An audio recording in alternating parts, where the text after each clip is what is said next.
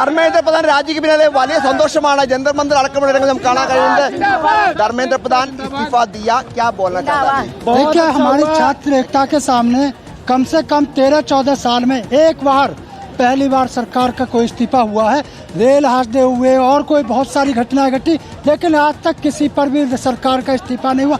विपक्ष बार बार इस्तीफा मांगता रहा लेकिन पूरे भारत का जब छात्र एक होकर धरना प्रदर्शन दिया पूरे भारत में इस्तीफा दिया तब जाके सरकार छात्रों के सामने झुकी है और छात्र कल्याण समिति उत्तर प्रदेश छात्रों के साथ लगातार पूरे 20 दिन से यहाँ धरना पे अपने क्या कहना चाहता है इस्तीफा कर दिया देखिए इस्तीफा तो कर दिया लेकिन हम ये चाहते हैं सिस्टम में भी सुधार होना चाहिए।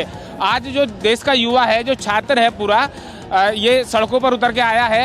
इनका जो बच्चों का था पढ़ाई का समय था ये इतना सारा समय बर्बाद हुआ। एक इस्तीफे के चक्कर में 20 से 22 दिन लगा दिए गए और लाखों करोड़ों पूरे देश के अंदर आंदोलन हो रहे हैं एक इस्तीफे के लिए। इस्तीफा हो गया छात्रों की, इसे हम जीत नहीं कहेंगे, हम ये कहेंगे छात्रों की जीत तब होगी जब इस सिस्टम में सुधार किया जाएगा।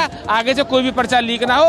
यदि कोई परीक्षा छात्रों का संघर्ष है पूरा जो धर्मेंद्र प्रधान ने पूरा एक महीने के बाद इस्तीफा आके दिया है और सिर्फ एक नेता नहीं बीजेपी में इतने भ्रष्ट नेता है कि पता नहीं पूरा देश भी उतर आया ना तब भी ना जाने कितना टाइम लगाने इस्तीफा എന്താണെങ്കിലും വലിയ സന്തോഷവും ആവേശവുമാണ് ഇവർ പങ്കുവയ്ക്കുന്നത്. ഒരു വലിയ വിജയം ഉണ്ടായിരിക്കുന്നു. ഇനിയിപ്പോൾ നീറ്റ് അടക്കമുള്ള പരീക്ഷ ക്രമക്കേടുകൾ ഒഴിവാക്കുക എന്നാണ് ഇവർ മുന്നോട്ട് വയ്ക്കുന്ന പ്രധാനപ്പെട്ട കാര്യം. എന്താണെങ്കിലും വലിയ പ്രതിഷേധമായിരുന്നു ജന്തർ മന്ദിർ. നമുക്കിപ്പോൾ ദൃശ്യങ്ങൾ ചുമ്മാ ഒന്ന് കാണാൻ കഴിയും എത്തോളം ആളുകൾ ഈ പ്രദേശത്ത് ഉണ്ട് എന്നത്.